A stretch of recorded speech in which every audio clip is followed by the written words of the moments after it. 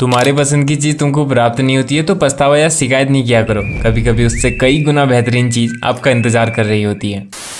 कल्पना करो अगर किसी देश का प्रेसिडेंट या मंत्री डेकिसुगी जैसा एक मजबूत चरित्र वाला व्यक्ति हो, जो बहुत ही बुद्धिमान हो, समझदार हो, जो वास्तव में शिक्षित हो, हिस्ट्री, पॉलिटिक्स, इकोनॉमिक्स इत्यादि जैसे सभी विषयों की जानकारी रखता हो, जो सही गलत में निर्णय लेना अच्छे से जानता हो, जो स्वयं से अधिक दूसरों की परवाह करते हो, तो वो देश कितना विकास करेगा, उस देश की प्रजा कितनी खुश रहेगी। लेकिन अक्सर हमें क्या देखने को मिलता है? एक अहंकारी मंत्री जिसकी भूख कभी नहीं मिटती, जो प्रजा की सेवा तो दूर की बात उनकी आवश्यकताओं को भी पूरा नहीं करता। और जब कोई उनसे कह दे कि तुम गलत हो तो वो कहता है, तू मुझे गलत मत बोल, तू खुद को गलत बोल, तू खुद की औकात। एनीवे, मेरी दृष्टि में ऑथर ने डेकिसुगी के कैरेक्टर को बहुत प्यारा बनाया है। इस वीडियो में हम डेकिसुगी के और भी कुछ राजों से पर्दा हटाएंगे जो हमने पहले पार्ट में छोड़ दिए थे। इसके साथ ही हम उस एपिसोड को भी देखेंगे जिसमें डेकिसुगी की वाइफ को दर्शाया गया है। और हाँ, डेकिसुगी में जो लीडर्स वाली क्वालिटी हैं उनके बारे में भी बात करेंगे। अब वीडियो शुरू करते हैं। हमने पहले पार्ट में देखा था कि एक अच्छा और साफ दिल का लड़का होने के बाद भी जाने अनजाने में ऑडियंस द्वारा डेकिसुगी को पसंद नहीं किया जाता था। लेकिन सच जानने के बाद मुझे कमेंट्स में देखने को मिला कि लोगों का डेकिसुगी को लेकर नजरिया बदल गया है, जो कि बहुत कुशल बात है। तो जिस लड़के को हम डेकिसुगी नाम से जानते हैं उसका पूरा नाम है हिडेतोशी डेकिसुगी। उसका विवाह शिजुका से नहीं बल्कि एक नियोनिया नाम की खूबसूरत लड़की से होता है, जो कि उसके लिए परफेक्ट है। जहाँ तक मुझे ध्यान है, डेकिसुगी की वाइफ को मुश्किल से 1 या 2 एपिसोड्स में ही दिखाया गया है, जिस कारण डेकिसुगी के वाइफ वाला एपिसोड को खोज पाना थोड़ा मेहनत का काम हो जाता है। इसी कारण YouTube या क्रोम में हमें डेकिसुगी की वाइफ वाला एपिसोड मुश्किल से ही देखने को मिलता है। लेकिन सौभाग्य से मेरे पास यह एपिसोड है।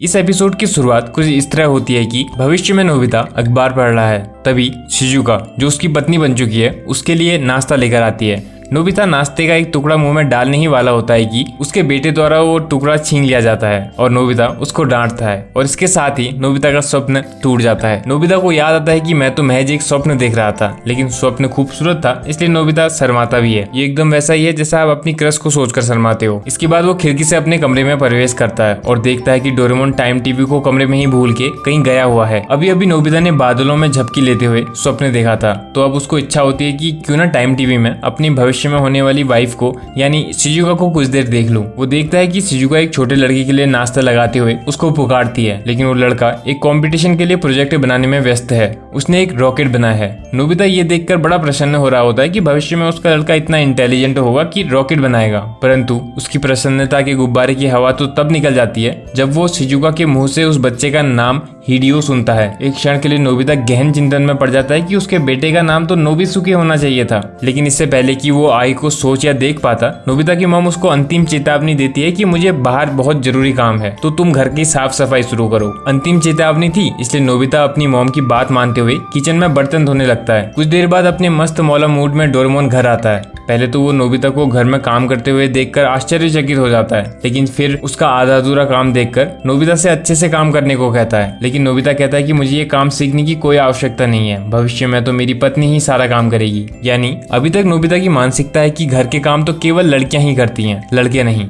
इस लाइन को याद रखना, क्योंकि ये मानसिकता शीघ्र ही बदलने वाली है। नोबिता को काम करते करते याद आता है कि वो तो टाइम टीवी में कुछ देख रहा था। वो भागते हुए अपने कमरे में जाता है और देखता है कि उस बच्चे का नाम और शक्ल तो डेकिसुगी से मेल खा रही थी। इस बारे में नोबिता डोरेमोन से पूछता है, तो डोरेमोन कहता है कि भविष्य बदल भी सकता है, क्या पता तुमने शिजुका को नाराज कर दिया हो और शिजुका का विवाह डेकिसुगी से हो गया हो। तभी नोबिता भागते हुए शिजुका के घर की ओर निकल जाता है, जहाँ शिजुका की मॉम से नोबिता को पता चलता है कि शिजुका तो डेकिसुगी के घर गई हुई है। नोबिता और डोरेमोन भी वहाँ जाते हैं। बेल बजाते ही डेकिसुगी उत्सुकता से बाहर आता है और बोलता है, तुम दोनों एकदम सही समय पे आए हो, मैं खाना बना रहा हूँ, तुम लोग भी बैठो। यहाँ पर आप डेकिसुगी को नोटिस करोगे तो आपको पता चलेगा कि वो बिल्कुल भी नोबिता से नहीं जलता, ना ही वो उसको देखकर थोड़ा सा भी निराश होता है, उल्टा वो तो खुश ही होता है। इसके बाद डेकिसुगी खाना तैयार करता है और सबको परोसता है। डेकिसुगी को बाकी चीजों के साथ साथ खाना बनाना भी पसंद है। शिजुका और डोरेमोन को तो खाना बहुत पसंद आता है, वे लोग खाने की काफी प्रशंसा करते हैं। नोबिता को भी खाना बहुत पसंद आता है, लेकिन बेचारे को ना चाहते हुए भी प्रशंसा करनी पड़ती है। इसके बाद नोबिता डेकिसुगी से पूछता है कि तुम तो लड़के हो, इसके बाद भी तुम खाना क्यों बनाते हो। तब डेकिसुगी जवाब देता है कि खाना बनाने का जेंडर से कोई मतलब नहीं है। मुझे ऐसा लगता है कि एक लड़के को खाना बनाने के साथ साथ घर के बाकी काम जैसे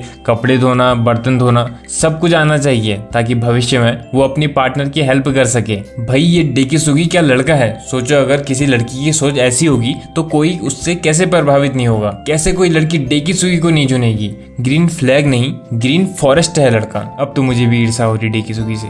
एनीवे, डेकिसुगी की ऐसी बातों को सुनकर शिजुका कहती है तुम वास्तव में अद्भुत हो, जो भी कन्या तुमसे विवाह करेगी वो बहुत प्रसन्न रहेगी। ये बात सुनकर तो नोबिता को सदमा लग जाता है, क्योंकि अब उसको लगने लगता है कि शायद जो मैंने टाइम टीवी में देखा था वो सत्य ही होगा। शिजुका भविष्य में डेकिसुगी से ही विवाह करेगी। लेकिन डोरेमोन नोबिता से कहता है कि भविष्य बदला जा सकता है, अगर तुम भी डेकिसुगी जैसे ही आदर्श बन जाओगे तो शिजुका तुमसे ही विवाह करेगी। फिर क्या था, नोबिता एप्रन पहनता है और घर के काम करने में लग जाता है। ये चीज नोबिता के अंदर की इस क्वालिटी को भी दर्शाती है कि वो अपने पसंदीदा व्यक्ति के लिए कुछ भी कर सकता है, फिर चाहे वो शिजुका हो या डोरेमोन या फिर कोई और। कुछ देर बाद नोबिता की मॉम घर लौटती है और वो देखती है कि नोबिता ने इतनी लगन से काम किया था कि उसने हर एक चीज को चमका दिया था, बहुत ही कुशलता से उसने हर एक चीज साफ की थी। ये देख तो नोबिता की मॉम की आंखें खुशी से चमक जाती हैं, वो नोबिता की बहुत तारीफ करती हैं। वहीं रूम में डोरेमोन टाइम टीवी में देखता है कि भविष्य में नोबिता दफ्तर से घर लौट रहा होता है, तो उसको रास्ते में नोबिसुके बाहर खेलते हुए दिखाई देता है। फिर वे दोनों साथ में ही घर जाने लगते हैं। तभी एक कार में डेकिसुगी अपनी वाइफ के साथ आता है और नोबिता से मुलाकात करता है। नोबिता उसका अपने घर स्वागत करता है, जहाँ पर डेकिसुगी का पुत्र हिडियो था।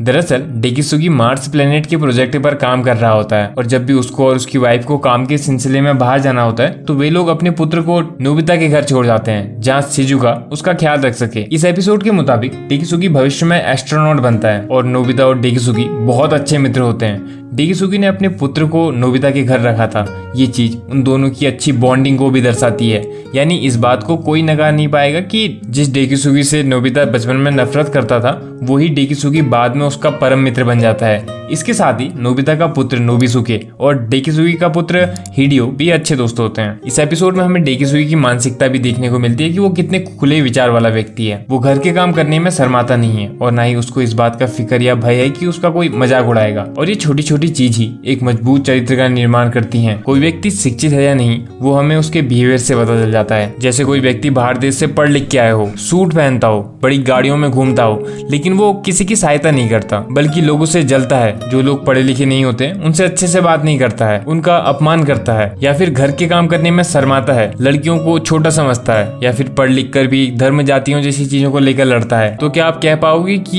ये एजुकेटेड है? नहीं ना, क्योंकि ऐसा व्यक्ति एजुकेटेड नहीं हो सकता।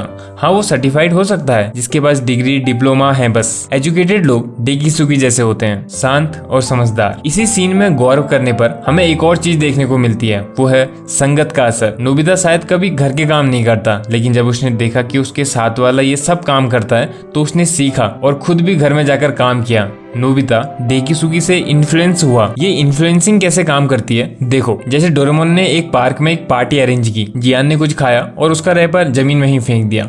जियान को देखकर सुनियो ने भी ऐसा ही किया।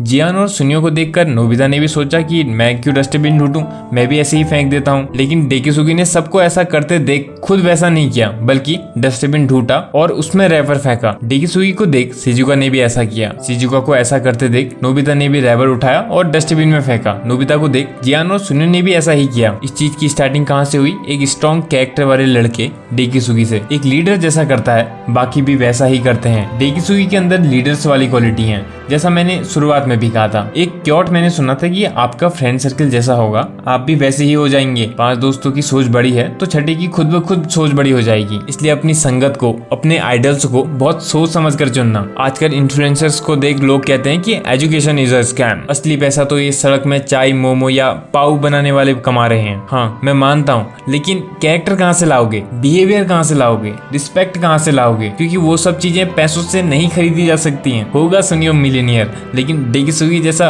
कैरेक्टर कहाँ से लाएगा? एक ऐसा कैरेक्टर जो सबका दिल जीत लेता है। ऑथर्स ने डेकिसुगी के कैरेक्टर को परफेक्ट बना है। डेकिसुगी से बहुत कुछ सीखा जा सकता है। वो न केवल पढ़ाई में अच्छा है बल्कि बाकी सभी काम जो आवश्यक होते हैं उन सब में अच्छा है। अब आप पूछ सकते हो कि हम डेकिसुगी जैसे लीडर कैसे बन सकते हैं? तो देखो, हमें डेकिसुगी जैसा नहीं बनना है। आप जैसे हो वैसे ही रहो, आप परफेक्ट हो। हमें बस अपने कैरेक्टर को स्ट्रॉन्ग बनाना है। वो कैसे करेंगे? इसको धीरे धीरे आगे आने वाली वीडियोस में देखेंगे। हम नोबिता और डेकिसुगी दोनों ही कैरेक्टर्स को और अच्छे से समझेंगे। नोबिता और डेकिसुगी दोनों की ही अपनी कहानियां हैं, दोनों की ही अपनी खासियत है। जहाँ डेकिसुगी बचपन से ही समझदार था, वहीं नोबिता का सफर 0 से शुरू हुआ। नोबिता ने असफलताओं को झेलते हुए सफलता को प्राप्त किया है, सबसे वीक स्टूडेंट से टॉपर बन के दिखा है। इन सब के बारे में हम अगली वीडियो में बात करेंगे। अगर आप चाहो तो 3K लाइट हिट कर दोगे तो मैं समझ जाऊंगा कि आप नोबिता के ऊपर वीडियो देखना चाहते हो, या फिर #नोबी भी कमेंट कर सकते हो। जल्द मिलते हैं।